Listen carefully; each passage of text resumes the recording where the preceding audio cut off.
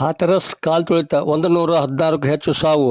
ಉತ್ತರ ಪ್ರದೇಶದಲ್ಲಿ ಸತ್ಸಂಗದ ವೇಳೆ ನಡೆದ ದುರಂತ.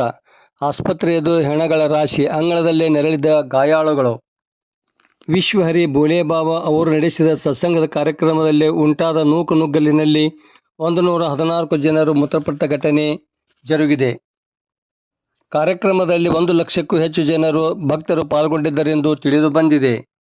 ಭೋಲೆಬಾಬಾ ಅವರ ಸತ್ಸಂಗ ಕಾರ್ಯಕ್ರಮ ನಡೆಸಿದ ಭೋಲೆಬಾಬಾ ಅವರ ಕಾರು ಸ್ಥಳದಿಂದ ಹೊರಡುವವರೆಗೆ ಭಕ್ತರನ್ನು ಸ್ಥಳದಿಂದ ಹೊರಗೆ ಹೋಗದಂತೆ ತಡೆದಿರಿಸಲಾಗಿತ್ತು. ಕಿರಿದಾದ ಜಾಗದಲ್ಲಿ ಕಾರ್ಯಕ್ರಮ ಆಯೋಜಿಸಲಾಗಿತ್ತು. ಸಣ್ಣ ಜಾಗದಲ್ಲಿ 100 ಮಂದಿ ಸೇರಿದ್ದರಿಂದ ನೂಕುನುಗ್ಗಲು ಉಂಟಾಯಿತು ಎಂದು ಮೂಲಗಳು ತಿಳಿಸಿವೆ. ಉತ್ತರ ಪ್ರದೇಶದ ಮುಖ್ಯಮಂತ್ರಿ ಯೋಗಿ ಆದಿತ್ಯನಾಥ್ ಅವರು ಘಟನೆ ಬಗ್ಗೆ ಆಘಾತ ವ್ಯಕ್ತಪಡಿಸಿದ್ದು, ಗಾಯಾಳುಗಳ ಚಿಕಿತ್ಸೆಗೆ ಸೂಕ್ತ ವ್ಯವಸ್ಥೆ ಕಲ್ಪಿಸುವಂತೆ ಜಿಲ್ಲಾಡಳಿತಕ್ಕೆ ನಿರ್ದೇಶನ ನೀಡಿದ್ದಾರೆ. ಪ್ರಧಾನಿ ನರೇಂದ್ರ ಮೋದಿ ಅವರು ಹಾಥರಸ್ ಜಿಲ್ಲೆಯಲ್ಲಿ ಸಂಭವಿಸಿದ ಕಾಲ್ತುಳಿತದಲ್ಲಿ ಮೃತಪಟ್ಟವರ ಕುಟುಂಬಗಳಿಗೆ ತಲಾ 2 ಲಕ್ಷ ಹಾಗೂ ಗಾಯಗೊಂಡವರಿಗೆ ತಲಾ 50,000 ರೂಪಾಯಿ ಪರಿಹಾರ ಘೋಷಿಸಿದ್ದಾರೆ. ಕಾಲ್ತುಳಿತದಲ್ಲಿ ಮೃತಪಟ್ಟವರ ಕುಟುಂಬಗಳಿಗೆ ಸಾಂತ್ವನ ಹೇಳಿರುವ ಉತ್ತರ ಪ್ರದೇಶ ಮುಖ್ಯಮಂತ್ರಿ ಯೋಗಿ ಆದಿತ್ಯನಾಥ್ ಮೃತರ ಕುಟುಂಬಗಳಿಗೆ 2 ಲಕ್ಷ ಹಾಗೂ ಗಾಯಗೊಂಡವರಿಗೆ ತಲಾ 50,000 ರೂಪಾಯಿ ಪರಿಹಾರ ಘೋಷಿಸಿದ್ದಾರೆ.